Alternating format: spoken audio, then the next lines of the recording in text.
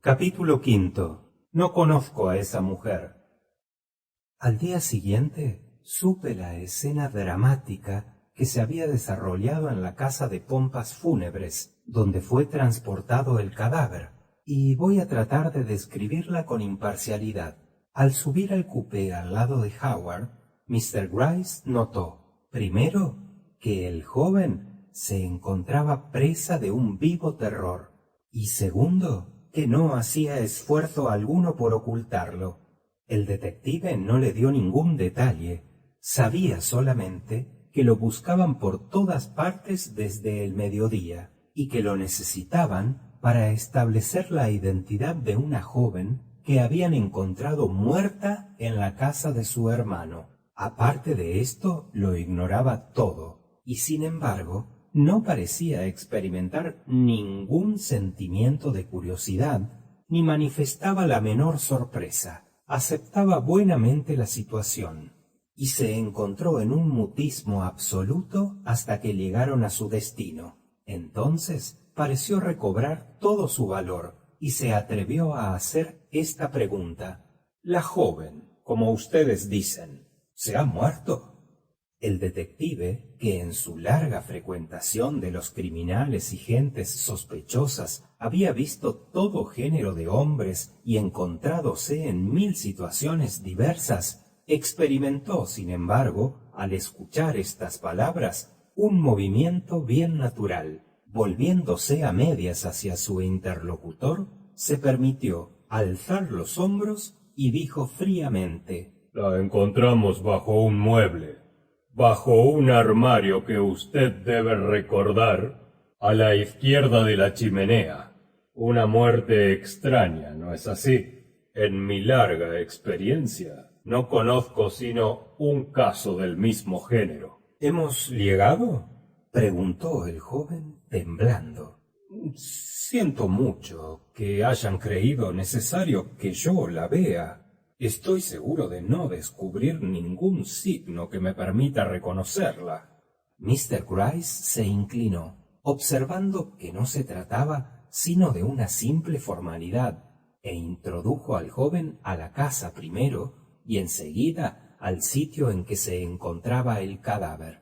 2 médicos y 3 o 4 personajes oficiales examinaban este último, y el joven los miró con aire de interrogación antes de dirigir los ojos al sitio que Mr. Gryce le indicaba. Pero esos rostros nada tenían de tranquilizadores, sin duda, porque, volviéndose repentinamente, Howard se trasladó al otro extremo de la sala y vino a situarse junto al agente de seguridad. «Estoy cierto», comenzó, «de que no es mi mujer». Al mismo tiempo retiraron el cuerpo, y el joven lanzó un suspiro de alivio. «Bien se lo decía», agregó fríamente, «no conozco a esa mujer». El suspiro encontró un doble eco al lado de la puerta. Mirando en esa dirección, Howard percibió las figuras de su padre y de su hermano mayor. Se dirigió hacia ellos. «He hecho mi declaración, les dije. ¿Quieren que espere afuera a que ustedes hagan las suyas?» «Ya hemos dicho cuanto teníamos que decir», repuso Franklin. «Hemos declarado que no conocíamos a esa mujer».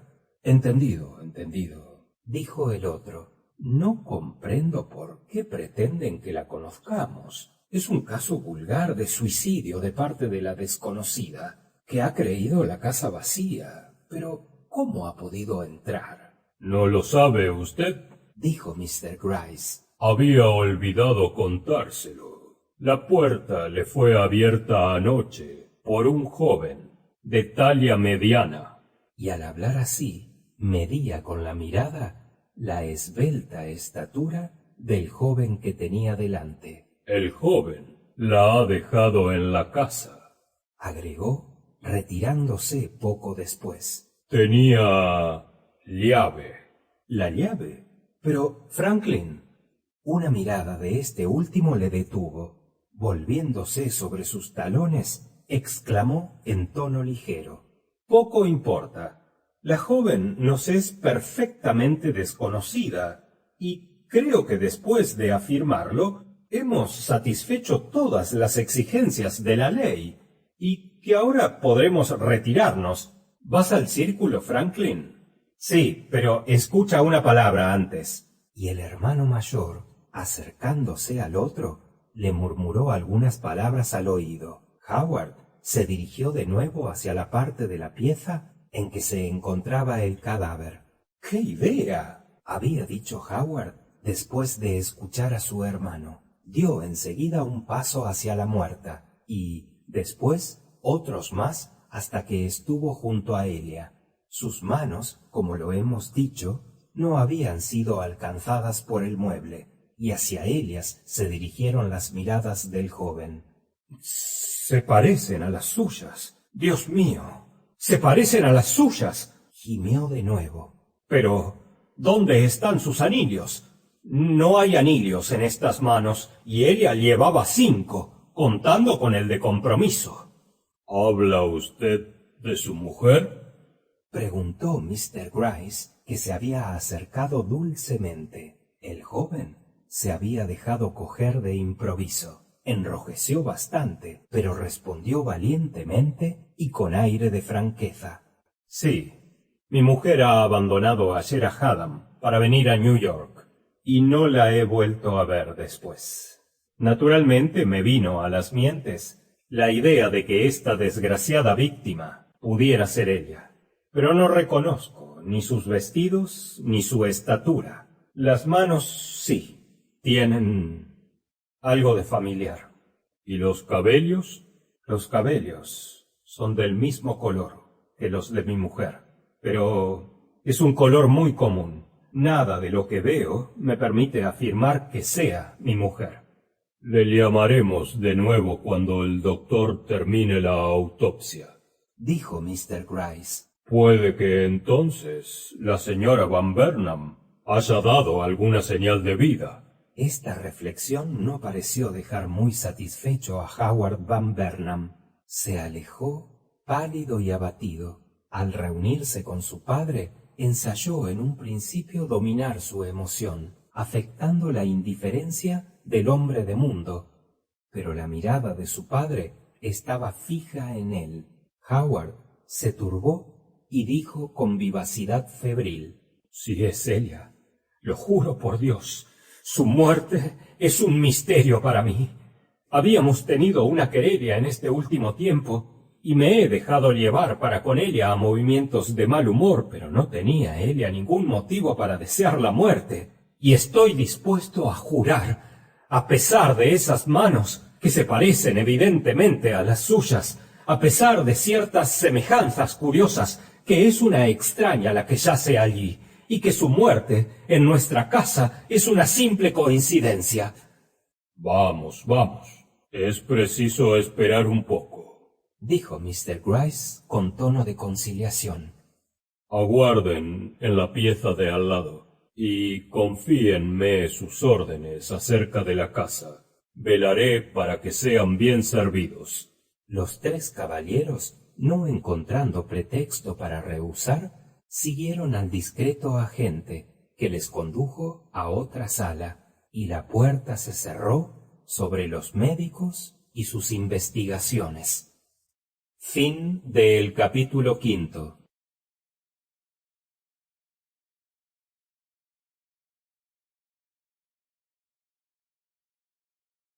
Capítulo 6. Algunos hechos nuevos. Mr. Van Burnham y sus hijos, después de un simulacro de cena, conversaban animadamente, como les sucede siempre a las personas que no desean tratar juntas de un asunto determinado. De pronto se abrió la puerta y penetró Mr. Gryce. «Tengo», dijo, «el sentimiento de informarles que este negocio es mucho más serio de lo que habíamos creído en un principio. Esa joven estaba ya muerta cuando el armario cayó sobre ella. Se trata, pues, de un asesinato. La cosa no presenta la menor duda, si no, yo no me permitiría expresar semejante opinión. antes de que el juez de instrucción haya empezado sus investigaciones. Un asesinato. Esta palabra basta para hacer temblar el corazón más robusto. Mr. Van Burnham padre se levantó a medias, vacilando, y su hijo Franklin mostró una emoción igual. Pero Howard, encogiéndose de hombros y como alivianado de un peso inmenso, miró alegremente en torno suyo, exclamando: «En este caso, no puede ser el cuerpo de mi mujer. A nadie se le hubiera ocurrido asesinar a Luisa. Voy a ponerme inmediatamente en su busca». El agente abrió la puerta e hizo señas al doctor, que murmuró algunas palabras al oído del joven. Estas palabras no produjeron evidentemente sobre éste el efecto esperado. Howard se sorprendió, pero repuso con tono indiferente: «Sí, Luisa tenía una cicatriz de este género. Si es cierto que esa mujer está marcada de la misma forma, se trata de una simple coincidencia. Nada me hará creer que mi mujer haya podido ser víctima de un asesinato». «¿Por qué no va usted a echar un vistazo sobre la cicatriz en cuestión?» «No, estoy de tal modo seguro de lo que he dicho que no queda ni siquiera admitir la posibilidad de un error. He examinado los vestidos que lleva esa mujer y no hay uno solo que pertenezca al guardarropa de la mía. Es, por otra parte, inadmisible que mi esposa haya podido, como lo ha hecho esta desconocida, entrar de noche en una casa solitaria y en compañía de un hombre que no es su marido». «Entonces, ¿usted rehúsa en absoluto ir a reconocerla?» «En absoluto». Mr. Gryce pareció dudar. Arrojó una mirada hacia los perturbados rostros de los Van Burnham y dijo con tono significativo: «Ustedes no me han preguntado el medio de que se valieron para matarla». «Eso no me interesa en lo más mínimo», dijo Howard con tono seguro. «Se trata de un medio muy extraño y del todo nuevo para mí». «Elio me es igual», repuso el otro. Mr. Gryce se volvió hacia el padre y el otro hermano. «He dicho que las circunstancias son de lo más extrañas. Ella ha recibido un golpe, pero no con un puñal. La herida era tan pequeña que es un milagro haberla visto. Ha sido producida enterrando no sé qué instrumento finísimo en el corazón», dijo Franklin. Naturalmente, dijo el policía. ¿Qué otro sitio es bastante vulnerable para producir la muerte? ¿Existe alguna razón para que no partamos?, preguntó Howard, sin notar aparentemente el extremo interés con que los otros seguían los detalles. Pero el agente no se dignó a responderle. «Un golpe rápido, un golpe seguro, un golpe fatal. La pobre mujer no ha debido exhalar una queja». «Pero, ¿cómo explica usted esos objetos que la aplastaban?». «He allí el misterio. Su agresor debe haber sido tan astuto como seguro de sí mismo». Howard continuaba sin manifestar el menor interés. «Voy a enviar un telegrama a Haddam», declaró al ver que nadie hacía finta de contestar su última observación. Era en Haddam donde él y su mujer pasaban el verano. «Ya hemos telegrafiado a Haddam. Su esposa de usted aún no ha regresado». «Puede estar en otra parte», insistió él en tono de desafío. «Sabré encontrarla si me dan ocasión para ello». Mr. Gryce se inclinó. «¿Haré entonces transportar el cuerpo a la morgue?». Era esta una observación inesperada, y en el primer momento Howard no se mostró insensible a ella, pero supo recobrar muy luego su sangre fría, y, aunque evitando las penosas miradas de su padre y de su hermano, respondió con una indiferencia de muy mal tono. «Yo no tengo nada más que ver en esto. Hagan lo que les parezca».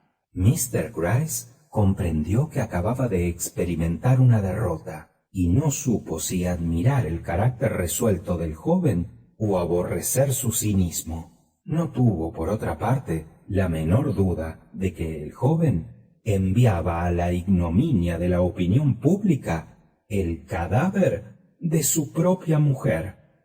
Fin del capítulo 6.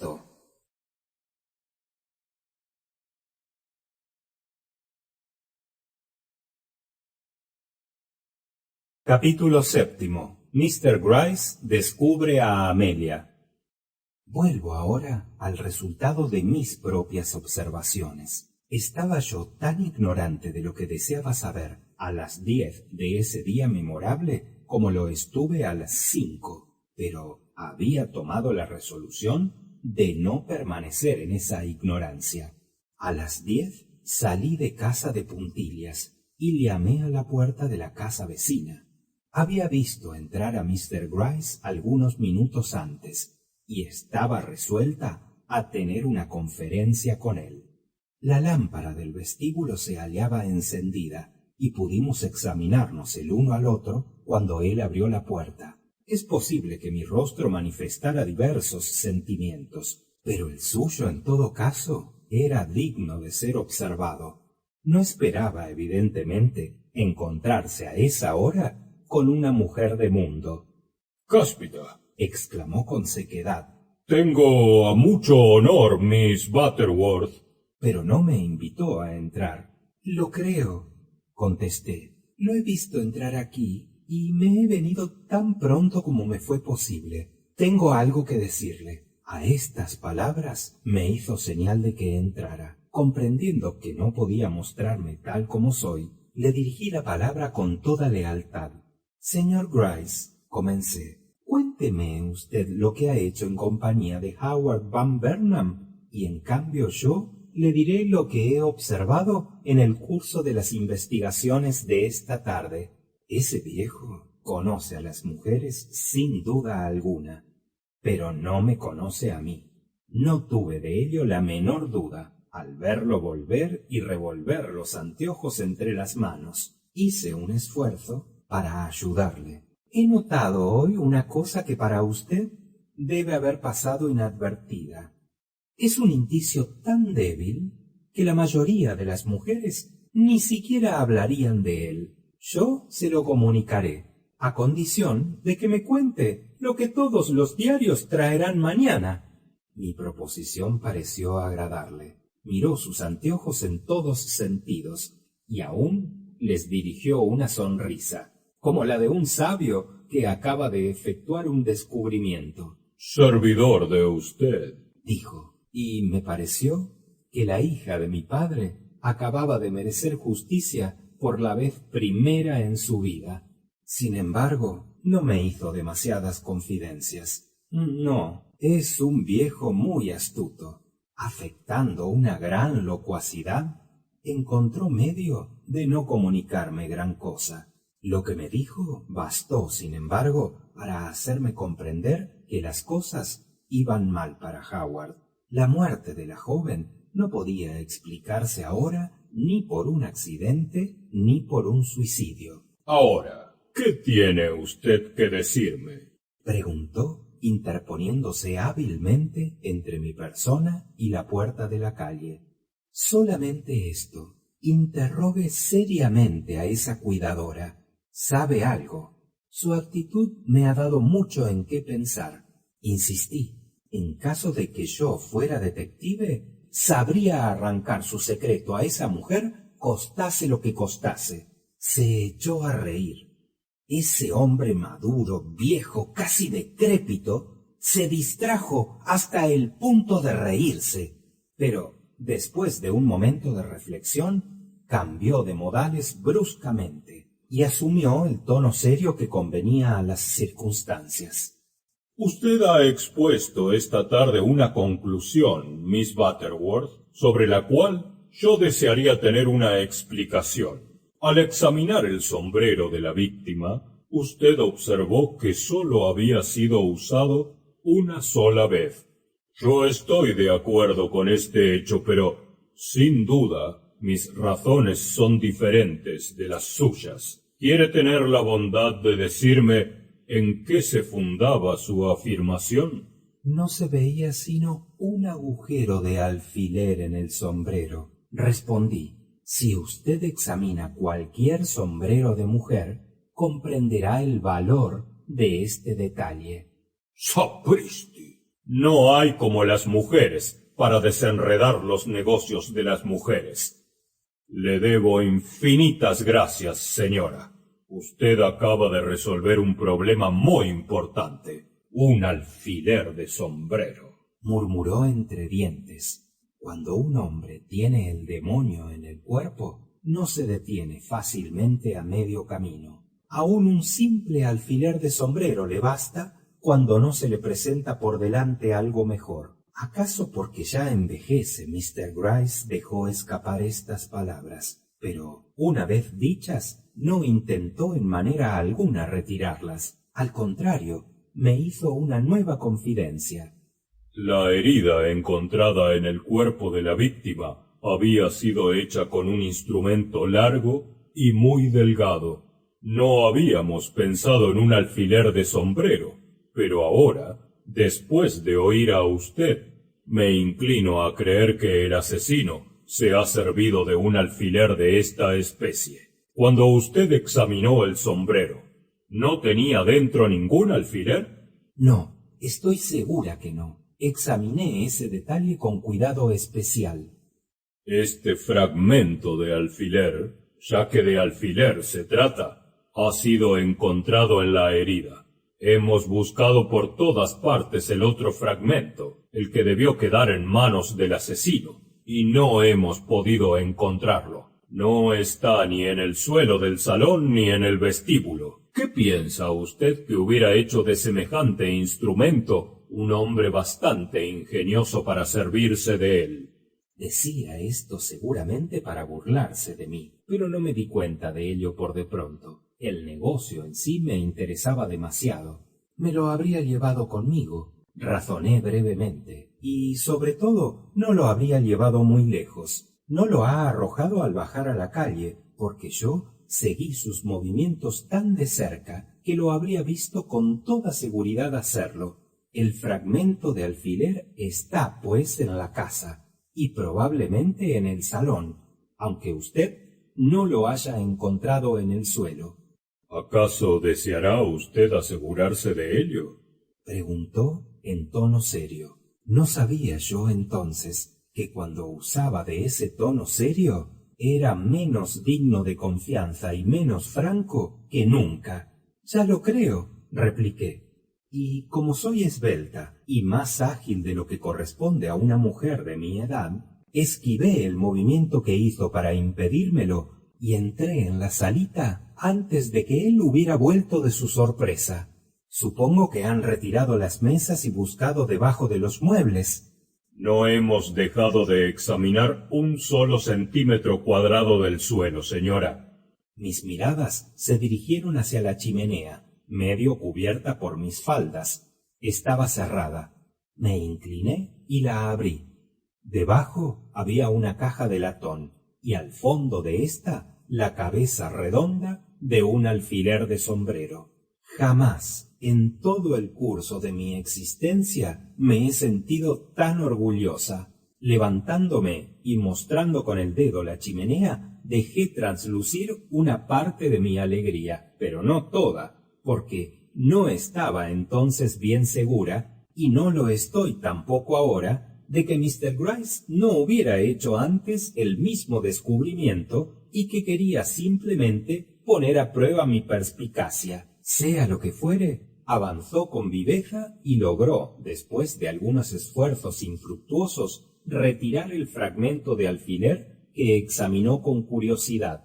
Esto debe ser lo que buscábamos, dijo, y a partir de ese momento me manifestó la deferencia a que yo tenía derecho. A propósito, me dijo, su talento de mujer puede auxiliarme acerca de otro punto. Si usted no tiene miedo de quedar sola un momento en esta pieza, le traeré un objeto sobre el cual desearía conocer su opinión. Le aseguré que no tenía miedo de nada, con lo cual me hizo otro de sus saludos enigmáticos y pasó a la sala vecina. No se detuvo en ella. Abriendo la puerta que conduce al comedor, desapareció en él. Me encontré, pues, un instante sola en la pieza, lo que aproveché para acercarme a la chimenea y enderezar el péndulo que habían puesto allí recostado. No sabría decir lo que me indujo a obrar así. Soy naturalmente amiga del orden, y hay gentes que se califican de intrusas. El hecho es que no me agradaba ver un objeto de ese valor fuera de su posición natural. Apenas hube enderezado el péndulo cuando éste se puso a caminar. Si los punteros no hubieran estado en la misma situación que cuando mis ojos se fijaron por vez primera sobre aquel cuadrante, cuando el péndulo yacía al lado de la muerta, habría creído que le habían dado cuerda después. Pero los punteros indicaban ahora, como entonces, las 5 menos pocos minutos, y la única conclusión a que pude llegar fue la de que el péndulo debía estar andando cuando cayó, por extraordinario que fuera. Por otra parte, si habían dado cuerda al reloj en ese mismo momento y no se había detenido sino al caer en tierra, ¿cómo podían los punteros indicar las 5 y no medianoche? Esto es, la hora en que se produjo el accidente. Esto me pareció que merecía reflexión. Para no ver a Mr. Gryce intervenir en mis pensamientos, volví a poner el reloj en la misma situación en que lo había encontrado, y aún tuve el cuidado de colocar los punteros todos como estaban cuando los puse en movimiento. Si Mr. Gryce no había visto esta misteriosa circunstancia, tanto peor para Mr. Gryce. Apenas había vuelto a mi sitio junto a la chimenea, se abrió la puerta del comedor y vi reaparecer a Mr. Gryce. Me sorprendió ver que tenía en la mano un sombrero de mujer. Bien, dije, ¿qué puede significar esto?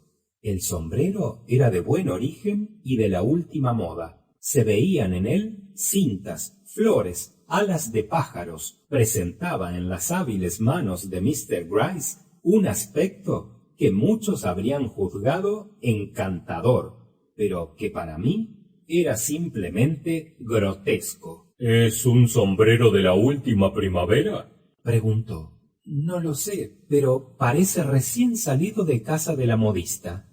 Lo he encontrado con un par de guantes metidos dentro, sobre una tabla vacía del repostero al lado del comedor. Me ha parecido muy nuevo para ser un sombrero abandonado por el uso de las señoritas Van Burnham. ¿Qué piensa usted?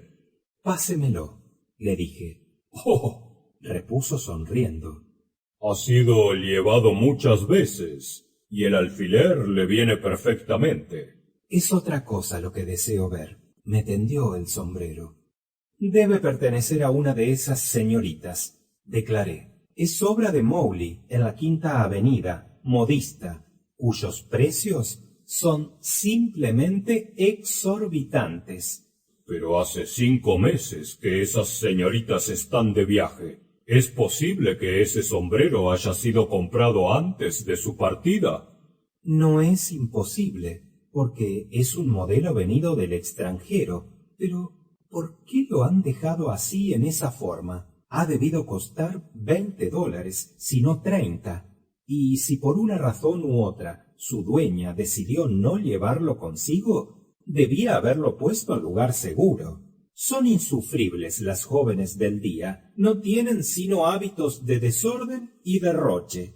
La tercera pieza de este piso bajo sirve de comedor, y guardan la cristalería en el gabinete en que he encontrado estos objetos. La presencia de este sombrero en semejante sitio es un misterio, pero sin duda las señoritas Van Burnham van a resolverlo. En todo caso, es poco probable que tenga nada que ver con el crimen cometido en esta casa. Muy poco probable, en efecto.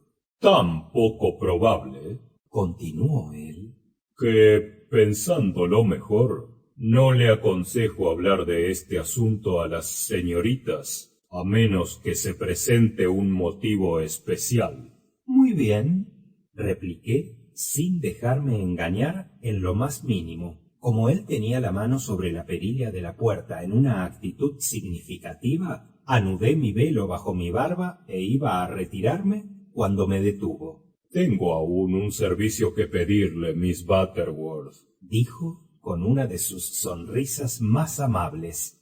¿Le molestaría velar hasta medianoche durante algunos días? De ninguna manera, respondí, si hay para ello alguna buena razón. Esta noche a las 12, un señor entrará en esta casa. Si usted quiere observarlo desde su ventana, se lo agradeceré infinito. ¿Para ver si es el mismo de anoche?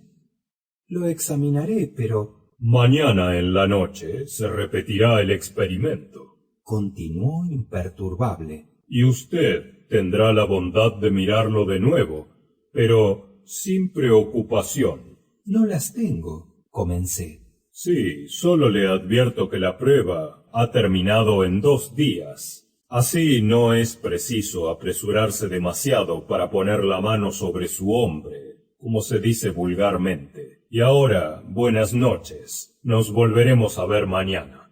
No tenía nada más que agregar. Me despedí, pues, y me marché rápidamente. Aprovechando la ocasión que se me había presentado, sabía ahora mucho más acerca de este apasionante suceso que cuando había salido de casa. Al llegar a ella eran las 11:30, hora bastante avanzada para franquear mi austera puerta, pero las circunstancias justificaban de sobra mi pequeña fuga, y con el corazón ligero y la conciencia tranquila subí a mi salón, donde me instalé para pasar la media hora que faltaban para las 12. Como sentía la necesidad de reponerme, hice té y comencé a beberlo. Durante ese tiempo desvié de mi espíritu el asunto que me preocupaba para ensayar el poner de acuerdo la indicación del reloj con mi teoría acerca del asesinato, pero me fue imposible llegar a ningún resultado. La mujer había sido muerta a medianoche y el péndulo caído a las 5. ¿Cómo conciliar estas dos cosas? En la imposibilidad de hacerlo, ¿a cuál dar la preferencia? ¿A mi teoría o a la del péndulo? Las dos parecían indiscutibles, y sin embargo, una era falsa. ¿Cuál?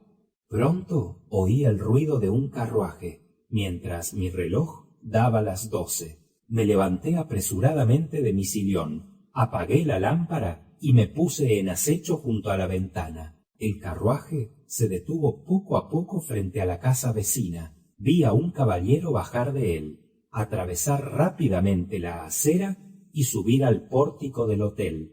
Su aspecto no era el del hombre que había visto entrar allí la noche precedente.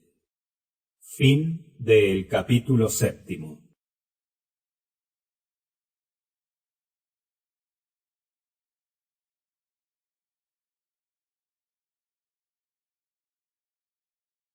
Capítulo 8. Lo que dice la prensa.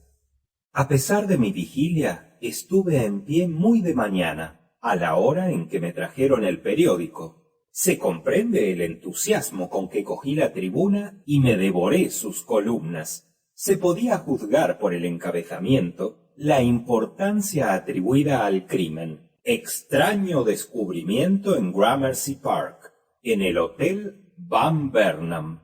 Una joven encontrada muerta bajo un armario caído. Indicios que demuestran que fue asesinada antes de la caída del mueble. Algunos creen que se trata de la señora de Howard Van Burnham. Crimen atroz, rodeado de un misterio impenetrable.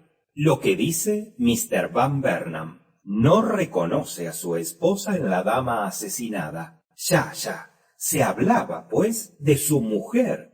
No lo había yo esperado. Vamos a ver. Interrumpí estas reflexiones para repasar en mi espíritu todo lo que había oído decir a unos y otros acerca del matrimonio de Howard Van Burnham. No era un hogar feliz. La joven era ciertamente bastante bonita, pero no había recibido la educación de una mujer de mundo, y los demás miembros de la familia nunca habían consentido en recibirla. El padre, sobre todo, había rehusado ver a su hijo después del matrimonio. Llegó a amenazarlo con liquidar el negocio en que estaban asociados. Peor aún, se había hablado de mala inteligencia entre Howard y su mujer. No se entendían bien, siempre, y nadie sabía por culpa de quién. Las opiniones eran diversas al respecto. He aquí, poco más o menos, cuanto yo sabía sobre la pareja en cuestión. Prosiguiendo la lectura del periódico, supe que se ignoraba el sitio en que podía encontrarse la señora Van Burnham, que había abandonado a Haddam para venir a New York un día antes que su marido, y que no la habían vuelto a ver. Sin embargo, Howard confiaba en que la publicidad dada por los diarios a la desaparición de su mujer no tardaría en dar resultados favorables. La tendencia general del artículo era la de hacer recaer las más graves dudas sobre la verdad de Howard Van Burnham, y supe que los diarios menos escrupulosos no se limitaban a expresar estas dudas, sino que hacían las alusiones más claras sobre la identidad del hombre que yo había visto penetrar en el Hotel Van Burnham. En cuanto a mi nombre, se encontraba mezclado en toda esta historia en la forma menos lisonjera. Se hablaba de mí en uno de esos diarios. Una amiga se apresuró a referírmelo como de esa Miss Amelia a quien tanto le agrada entrometerse en todo. Y sin embargo, era a mí a quien debía la policía la única indicación útil para poder establecer la identidad del culpable. Mr. Gryce vino a verme temprano, y tuve mucha satisfacción en poderle decir que su visitante de la noche antes no me había producido la misma impresión que el joven de la noche del crimen. Recibió mi declaración sin pestañear, y juzgué aún más por su actitud que la esperaba. No permaneció conmigo sino 5 minutos. A medianoche me senté de nuevo junto a la ventana. En el vecino hotel las luces brillaban desde las 10, y yo esperaba de minuto en minuto ver aparecer el visitante nocturno que me habían anunciado. Llegó a la medianoche justa, bajó de un salto del carruaje, cuya puerta cerró ruidosamente, y atravesó la acera con rápido paso. Su silueta no era ni bastante parecida ni bastante diferente a la del asesino presunto para permitirme opinar con seguridad si era o no era él. Me acosté, pues, perpleja y atormentada con la responsabilidad que me incumbía en este asunto. Fin del capítulo 8.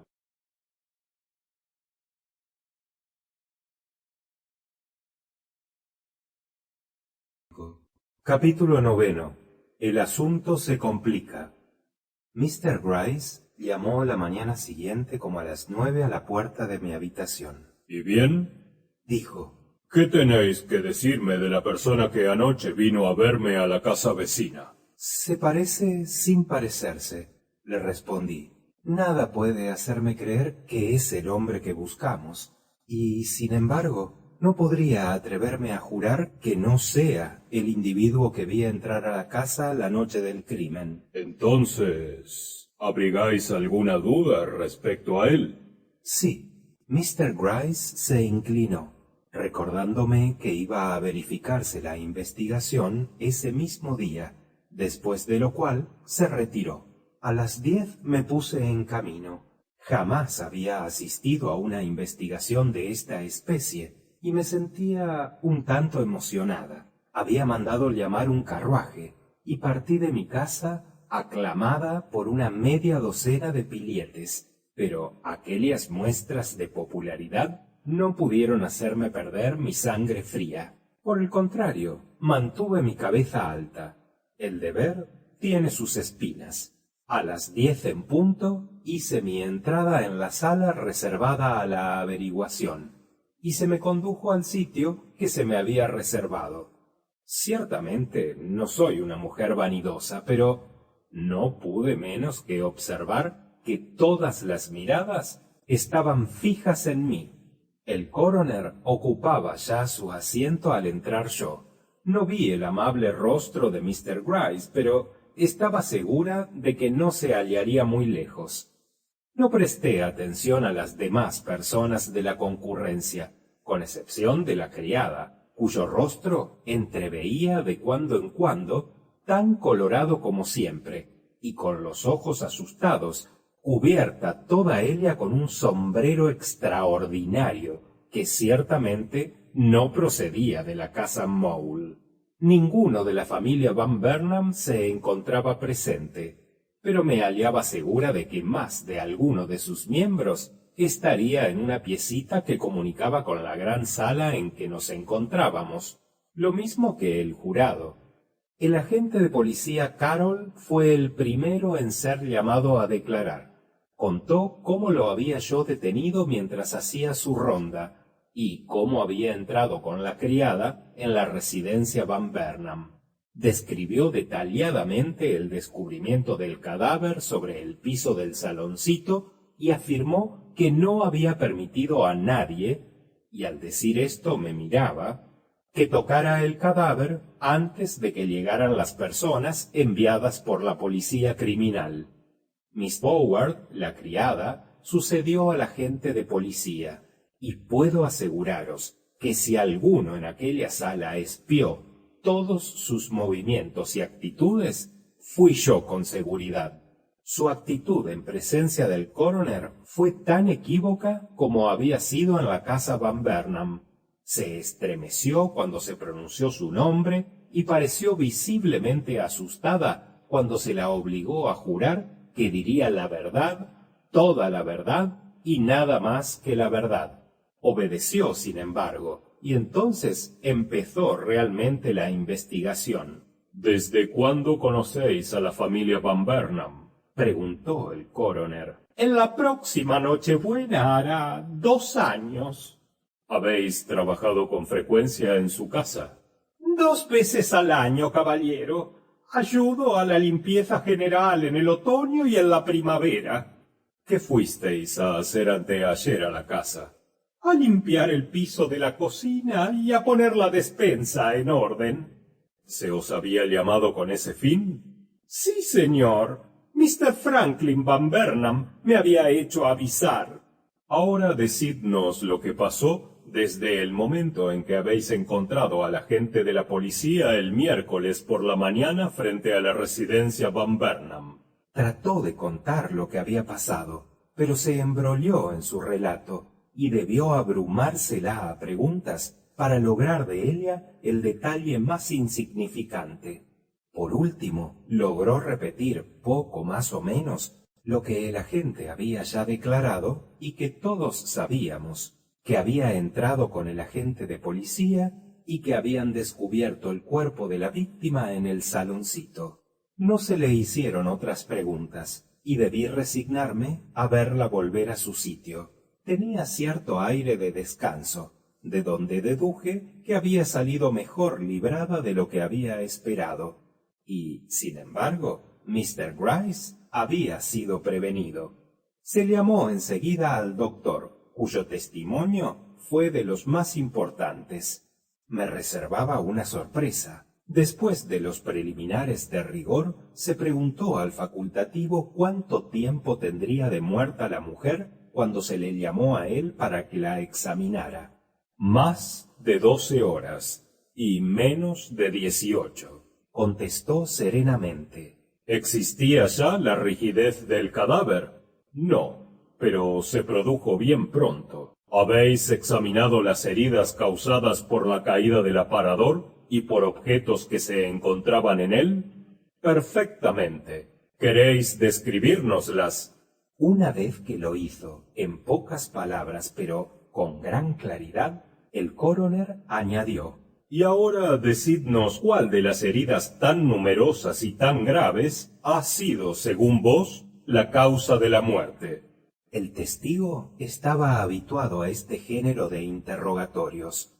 Dirigiendo al coroner una mirada respetuosa, pero firme, se volvió enseguida hacia los jurados y respondió con voz lenta y convencida. Me atrevo a declarar, señores, que ninguna de esas heridas ha causado la muerte. La víctima murió, pero no por la caída del aparador. Muerta y no por el aparador. Tenía, pues, otra herida capaz, según vos, de haberle causado la muerte. Precisamente, caballero. Sospechando que había muerto en forma distinta de la que se aparentaba, hice un examen minucioso del cadáver y descubrí en la raíz de los cabellos, en la nuca, una mancha minúscula.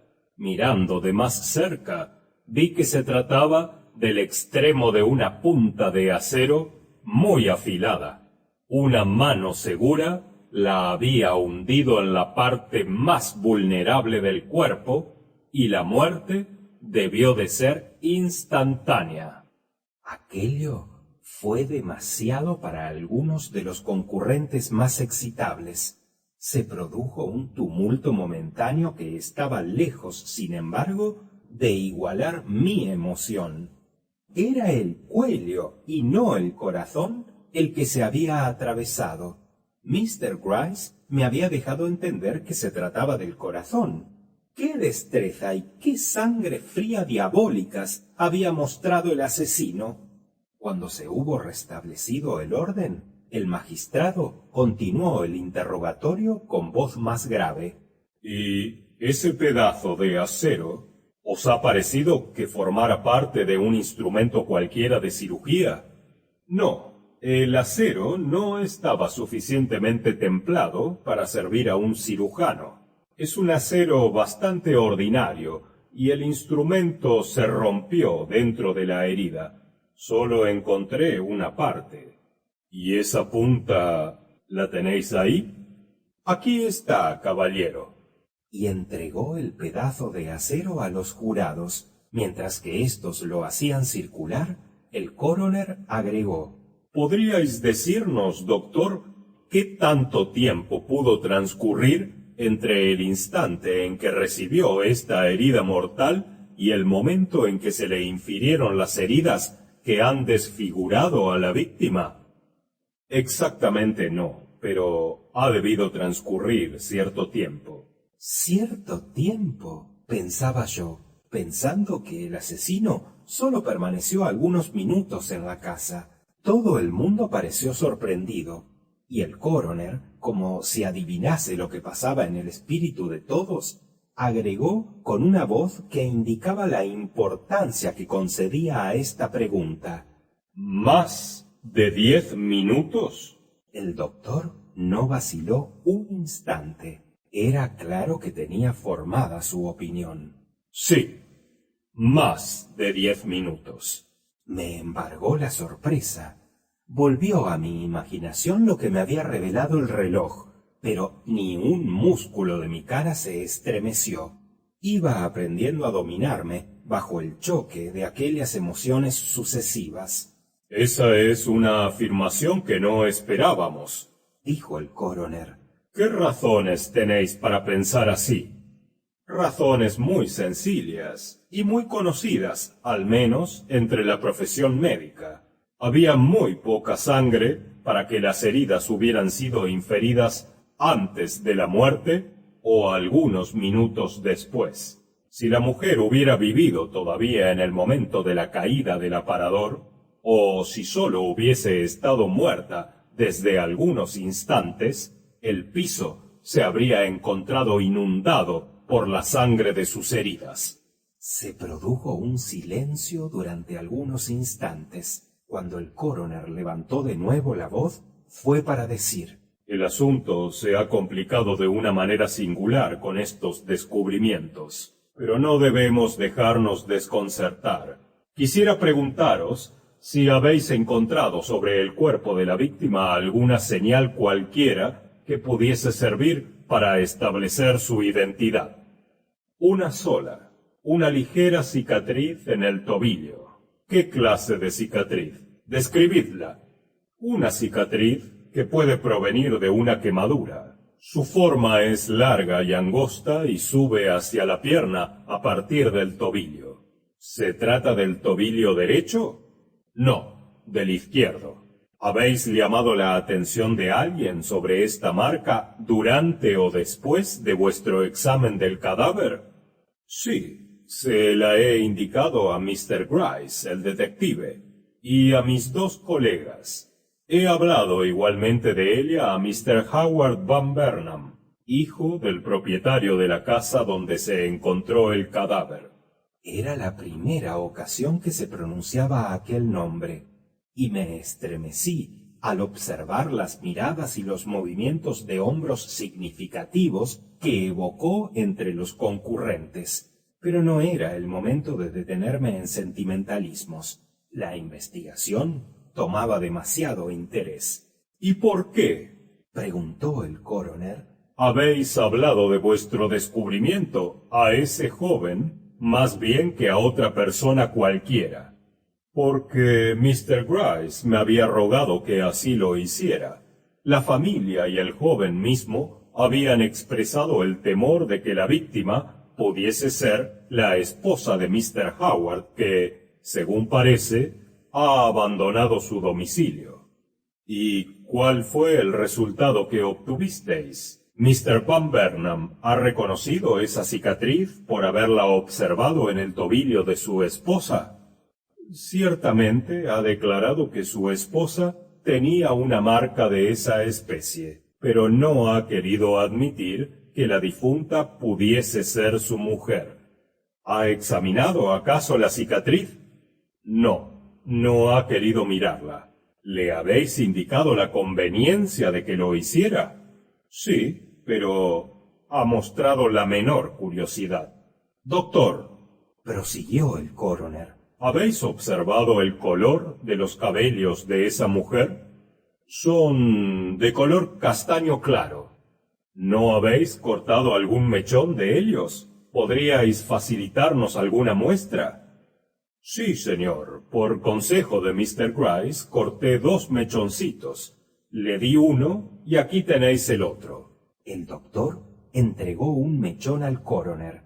A la vista de la concurrencia, el magistrado lo ató con un cordón y le fijó una etiqueta. Después de aquella declaración, lo único que me preocupaba era saber si se lograría más tarde fijar el momento en que había caído el aparador sirviéndose de la indicación proporcionada por el péndulo.